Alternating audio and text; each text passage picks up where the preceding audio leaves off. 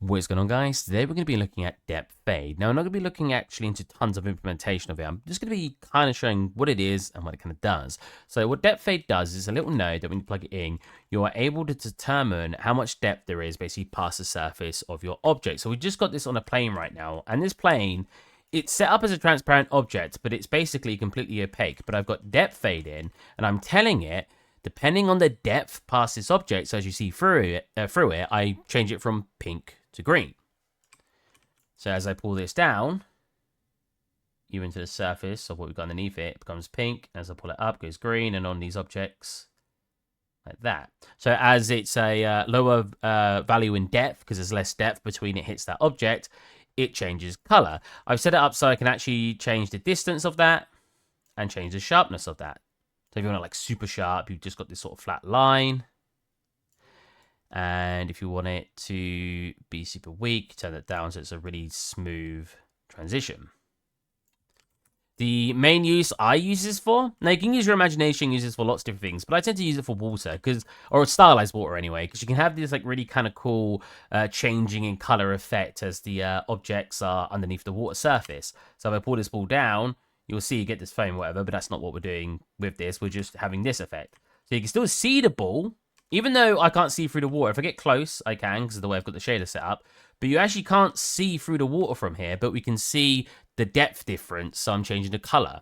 And it's just a cool effect on water that I find. Anyways, how do you set this up? You know, where do you get this? Let's do that now. So if I right-click in our content browser, and we go material, and we go TM underscore DepthFade tutorial. Double click in there. We'll drag that onto this surface because we'll just use this plane again to make it.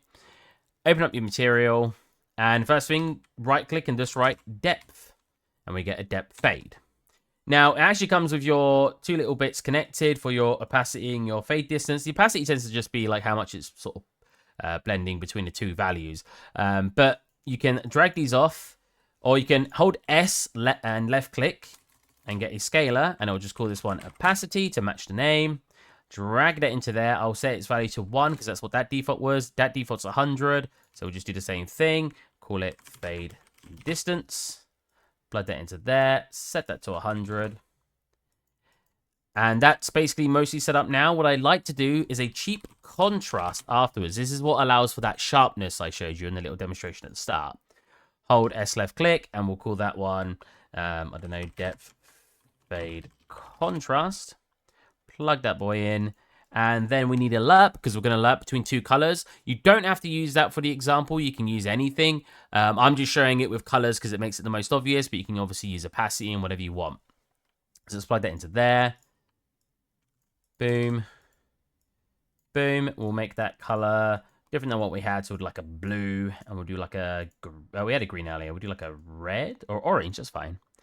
So now it should be blending between blue and orange, and we'll get an error as soon as we plug that in.